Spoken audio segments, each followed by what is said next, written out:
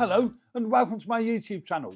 If you're regular here, you know I review many photographic, audio and video related products. Now today I'm going to try and keep this video as short as I can, but several people have been asking me, do I still use the Sony RX100 Mark VII, which we have here?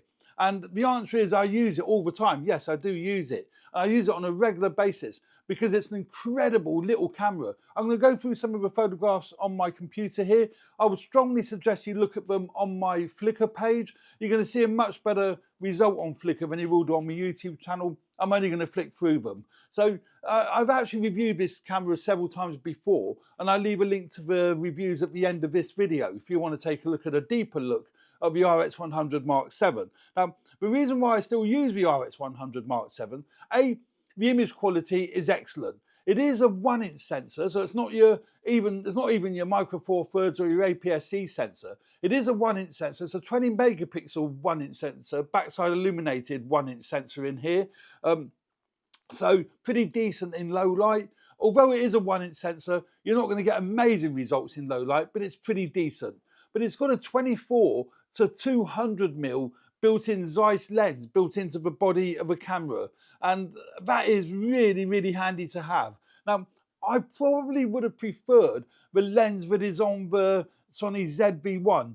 That's an f1.8 24 to 70 lens on. This doesn't go down to f1.8. This is f2.8 where it starts because of the construction of the lens.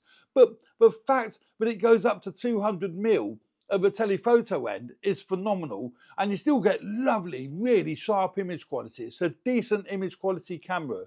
It isn't your bokeh camera because of the fact that it's a 1-inch sensor, but it's a phenomenal camera if you want to get great images, but you want to take a camera out and about with you that's going to get better images than what your mobile phone does. Although, to be fair, modern day mobile phones such as the new Google Pixel phones and my iPhone 15 Pro do take great images as well. So, you know, it depends. I think if you're shooting at the wide end, your mobile phone, such as as long as it's a fairly modern one, will be equally as good or almost as good as the RX100VII.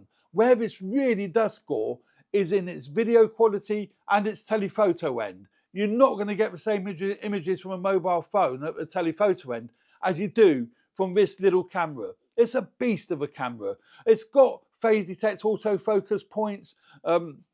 It's got various manual controls. It's got your flip up tilty-wilty screen if you're doing selfies. It's got animal detect, face detect.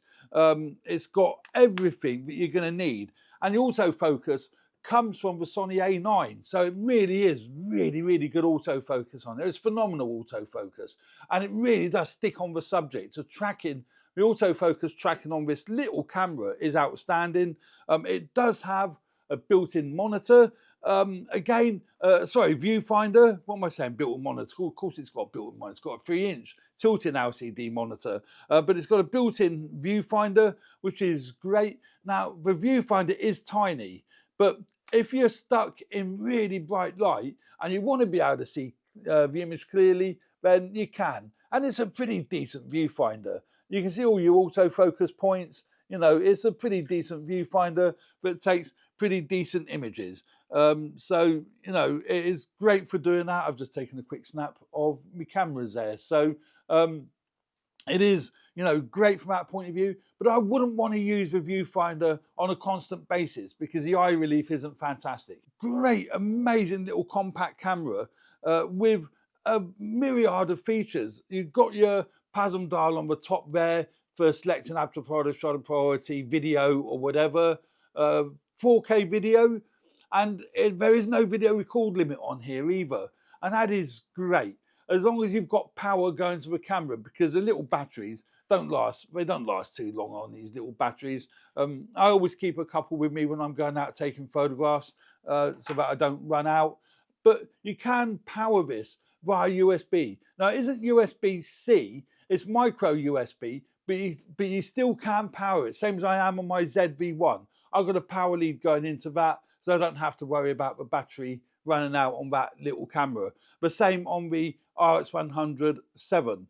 And it has got a control dial around the lens. I've got that for exposure compensation, but you can set that up for aperture control or whatever. You can see there that will adjust the exposure compensation as I turn the dial.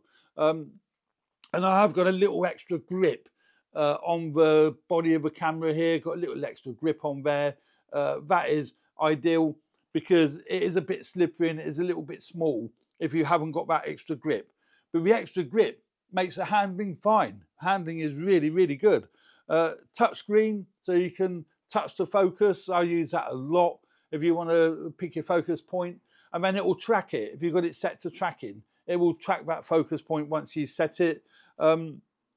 Beautifully made, you know, aluminium construction, I think metal construction, and yeah, great little camera. But as I say, I will leave a link at the end of this video to, you know, the full review of this particular camera. I use it as a close-up camera quite often for my reviews. Today I'm using my ZV-1, which I use most of the time for my close-up shots, but I can use my RX100VII if I so desire to. Now this came out in 2019 and it still matches modern day cameras, so it's incredible. I really don't think Sony will be updating the RX100 range. I mean, this is the seventh version of this particular model, and even the Mark 1 and Mark 2 are still great. They've got 20 megapixel sensors in them.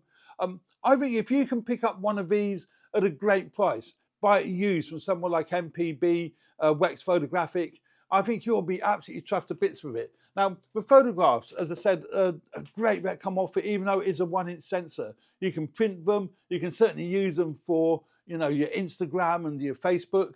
And if you look at this, just comparing this as far as the versatility of that 24-200 lens built in to this tiny little package, I think you'll see, you know, the reasons why it is such a useful camera to keep in your pocket. So there's a close-up shot taken from the same angle, the same place. Look at the sharpness on that, absolutely superb.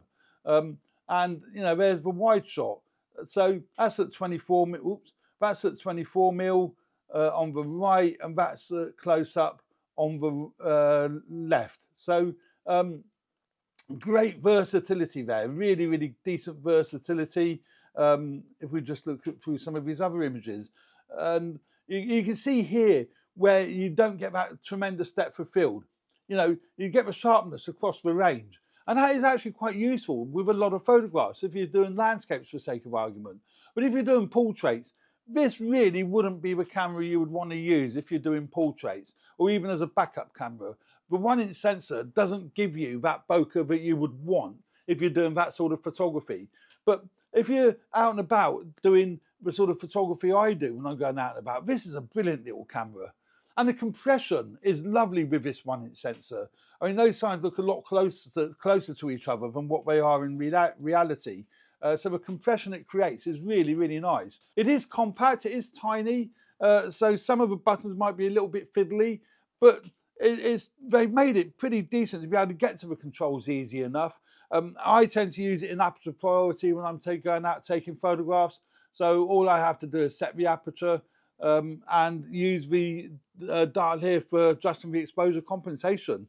Simple as that. And if I want to do selfies, then just flip the screen up and I can do me vlogging or I can do me selfies. It has got a mic input, so if you do want to plug an external microphone into the camera, you can do. No headphone jack, but at least you can get a mic into the camera. But I say I love its little built-in viewfinder. I think that's a great design of this little camera. And again, you know, if it's in really bright sunshine, you will want to use a viewfinder. Don't like using cameras that don't have a viewfinder. And the other thing is, if you are doing street photography, this is so discreet that nobody really knows you're taking photographs. It looks like a cheap point and shoot camera. It certainly isn't cheap. Yeah, great little camera. I think, you know, you need to get it at a really good price because it's around £1,000 if you buy it new, just over £1,000. If you can get it for £600-700 used, I think that makes that great value and a great tool, yeah, and produces amazing results. So there we go. That's just my quick look at the Sony RX100 Mark VII in 2024, 5 years after they made it. And yes, I still use it because I think it's great. So there we go. Thanks very much. Stay tuned for more videos related to video photography, podcasting, so on and so forth. Don't forget to subscribe if you haven't already done so. Would really, really appreciate that. It does help me grow the channel. Cheers for now. Bye.